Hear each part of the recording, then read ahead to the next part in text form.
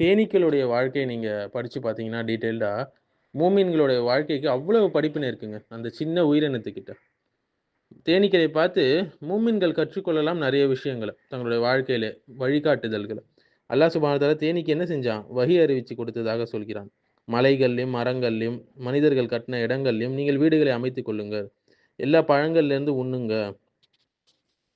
சூரத்து நஹ்லுடைய அழகான ஆயத்துக்கள் 68லேருந்து 69வது ஆயத்து வரைக்கும் படிச்சு பாருங்க.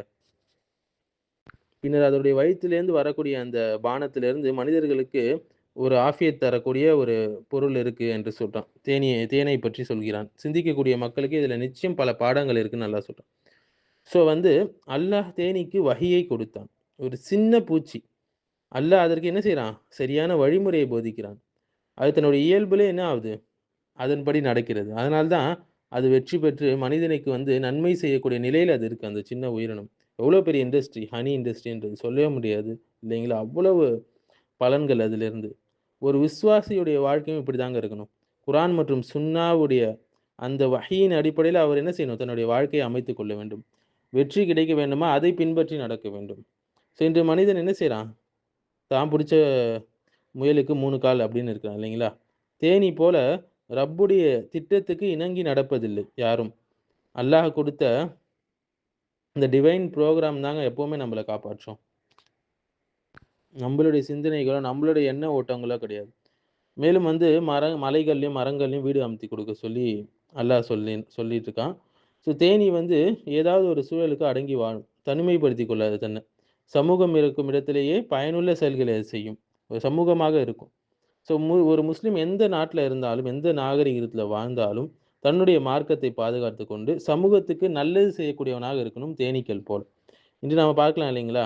நகரங்கள், தொழில்நுட்ப உலகம், ஆன்லைன் உலகம், அதற்குள் நம்மளுடைய ஈமானுடைய வீடு அதை நாம் அமைக்க வேண்டும். நம்ம மாஸ்க் ஆகட்டும், நம்ம ஃபேமிலி ஆகட்டும், நம்மளுடைய கம்யூனிட்டி ஆகட்டும். ஒரு புறம் டிஜிட்டல் தாவா. மனிதர்கள் உருவாக்கிய பாதையிலே தேனீ வீட்டை அமைத்தது போல. ஸோ அடுத்தது எல்லா பழங்கள்லேருந்தும் உண்ணு என்று அல்லாஹ் சொல்லியிருக்கான். தேனீ என்ன செய்யும்? சுத்தமானது தான் எடுக்கும். மலர்களை அழிக்காது. நச்சு குடிக்காம தூய அம்சத்தை மட்டும் தான் அது என்ன செய்யும்? அது உண்ணும். ஸோ ஒரு முஸ்லிம் என்ன பாடத்தை இதிலிருந்து எடுத்துக்கொள்ளணும்? ஹலாலான உணவை மட்டும் தான் உண்ண வேண்டும். நஜீஸான விஷயங்களை உண்ணக்கூடாது. ஹராமானவற்றை உண்ணக்கூடாது. மேலும் அறிவியல், தொழில்நுட்பம், தத்துவம் எந்த அறிவாக இருந்தாலும் சரி, குர்ஆன், சுன்னாவுடைய பார்வையில அதை வடிகட்டி அதில நன்மையை மட்டும் நாம் எடுத்துக்கொள்ள வேண்டும். இந்த இணையதளத்தில பல கல்விகள் வந்திருக்கு இல்லைங்களா? எதையும் அப்படியே முழுசா விழுங்கிக் கொள்ளாமல், தேனீ போல சுத்தமானத மட்டும் நம்ம எடுத்துக்கொள்ளணும். அடுத்து உன்னுடைய ரப்புடைய பாதைகளை நீ பின்பற்று என்று. தேனீ திட்டமிட்டு என்ன செய்யும்? ஒரு பாதையில பறக்கும்.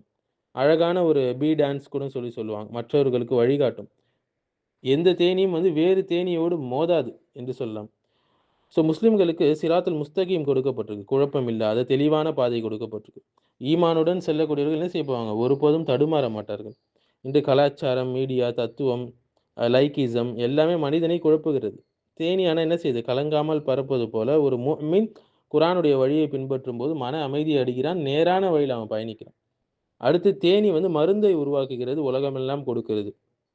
தேனீக்கு கிடைத்த அந்த ஆற்றலை வைத்து அது என்ன செய்யுது? தேனை உருவாக்குது. அது மனிதர்களுக்கு சிகிச்சையாக இருக்கு. ஸோ ஒரு முஃமின் என்ன செய்யணும்? அல் குர்ஆனை பின்பற்றினால், அவனுடைய பேச்சு, குணம், நடத்தை மற்றவர்களுக்கு சுகமளிக்கக்கூடிய மருந்தாக அது இருக்கும். மற்றவர்களுக்கு நேர்வழி கிடைக்க அதுவே ஒரு காரணமாக இருக்கும். உலகம் முழுவதும் என்ன? நன்மை பரவி கிடக்கும். சரிங்களா? உலகம் இன்னைக்கு பார்க்கலாம். இன்னைக்கு மன அழுத்தம், ஆங்சைட்டி, டிப்ரஷனு, குடும்ப சிதைவுகள், பொய்யான கலாச்சாரம், ஊழல் கலாச்சாரம் என நஞ்சு நிறைந்து இருக்குது. ஒரு உண்மையான முஸ்லிம் சமூகத்தில சுகம் தரும் தேனை போல இருக்க வேண்டும். அடுத்து சிந்திக்கக்கூடிய மக்களுக்கு இதில பல பாடங்கள் இருக்குன்னு அல்லாஹ் சுப்ஹானஹு வ தஆலா சொல்லி காட்டுறான். ஸோ இஸ்லாம்ல சிந்தித்தல் என்பது ஒரு இபாதத்துங்க. தேனீ தன்னுடைய நோக்கத்தை விவாதிக்காது. ஏன் என்று கேட்காமல் அது செயல்படும்.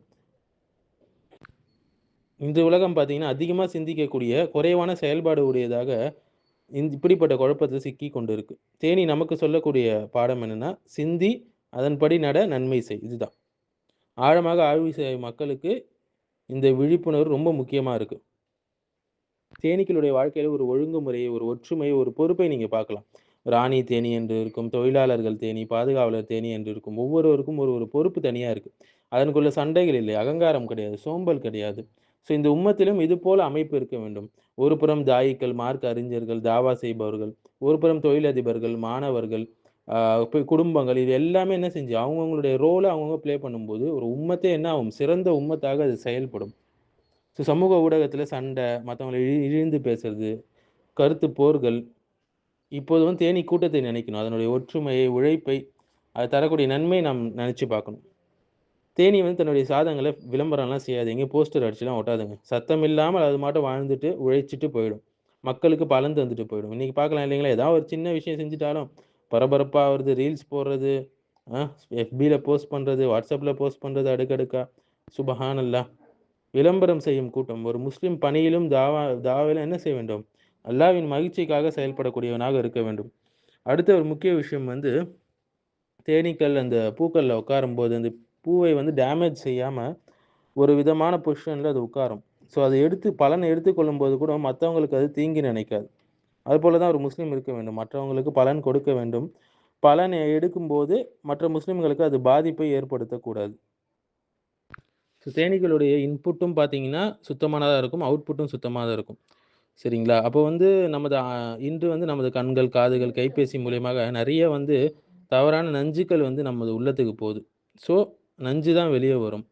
ஸோ, தேனீ வந்து தூயதை சாப்பிட்டு, தூயதை தான் மக்களுக்கு கொடுக்கிறது. ஸோ, வந்து குப்பை உள்ள போனா, குப்பை தான் வெளிய வரும்.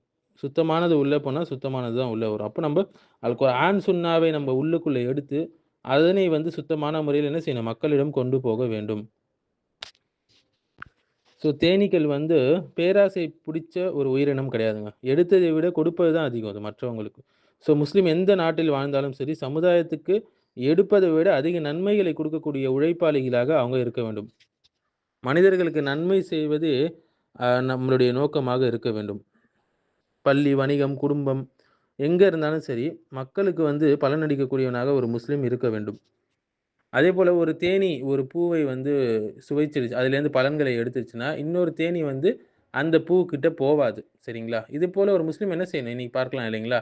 ஒருத்தர் கடை போட்டார்னா, பக்கத்தில இன்னொரு முஸ்லீம் கடை போடக்கூடியவரா இருக்கிறார். இது தவறான ஒரு விஷயம். எப்படி தேனீக்கள் வந்து சக தேனீக்களை வந்து அதுக்கு நஷ்டம் ஏற்படுத்தாதோ, அதேபோல ஒரு முஸ்லீம் என்ன செய்யணும்? மற்ற முஸ்லிம்களுக்கு பிரச்சனை குடுக்கக்கூடியவர்களாக இருக்கக்கூடாது. அவர்கள் வியாபாரம் செய்யக்கூடிய இடங்கள்ல இவங்க போய் வியாபாரத்தை செய்து கொள்ளக்கூடாது. இது போன்ற எக்கச்சக்கமான விஷயங்கள் இருக்கு. நீங்க டிஸ்கவரி சேனல்ல கூட பார்க்கலாம். தேனீக்களுடைய வாழ்க்கைய நீங்க டீட்டெயில்டா பார்த்தீங்கன்னா, சுப்ஹானல்லாஹ் பிரம்மாண்டமான, அற்புதமான ஒரு வாழ்க்கை. ஆனால் அந்த உயிரினத்தோட அந்த வாழ்க்கை முறைய அல்லாஹ் சுப்ஹானஹு வ தஆலா குர்ஆன்ல சொல்லி காட்டுறான். ஸ்பெசிஃபிக்கா சுட்டி காட்டுறான். ஸோ அதைக் கொண்டு மூமின்கள் பாடம் கற்றுக்கொள்ள வேண்டும். சின்ன உயிரினமாக இருந்தாலும் அதனிடமிருந்து வரக்கூடிய பாடத்தை நாம் கற்றுக்கொள்ளக்கூடிய தாய்மை உடையவர்களாக, சிந்திக்கக்கூடியவர்களாக நாம் இருக்க வேண்டும்.